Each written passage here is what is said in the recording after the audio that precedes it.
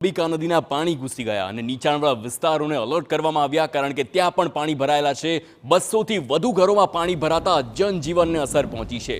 બંદર રોડ, વાડિયા અને ધોબી તળાવ વિસ્તારમાં મુશ્કેલી છે તો ઘર વખરીને સામાન અને જીવન જરૂરિયાતની વસ્તુને પણ નુકસાન થયું છે।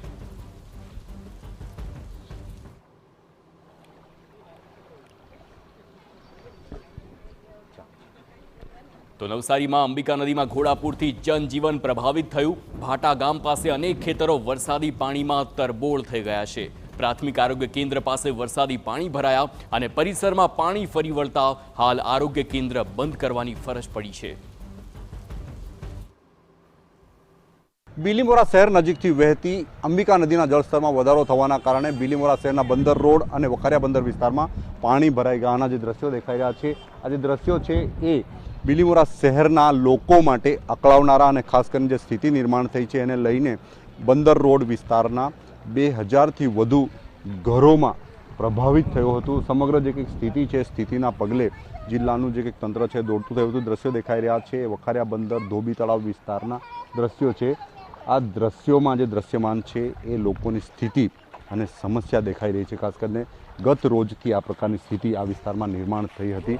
લોકોના ઘરોમાં પાણી ભરાયા હતા। હાલ જે અંબિકા નદીની સપાટી છે એ સપાટીમાં ઘટાડો થયો છે, પરંતુ જે કંઈક પાણી છે એ ઓસરવાનું નામ નથી લેતું। હજુ પણ જે અંબિકા નદી છે, અંબિકા નદીનું જે કંઈક જળસ્તર છે એ હજુ પણ જે કંઈક યથાવત છે। કેટલાક લોકો સાથે વાત કરીશું।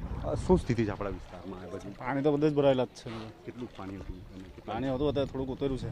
લોકો ક્યાં છે હમણાં બધા? હમણાં બધા આ બાજુ તો નગરપાલિકામાં જ આપેલું સેફ્ટી।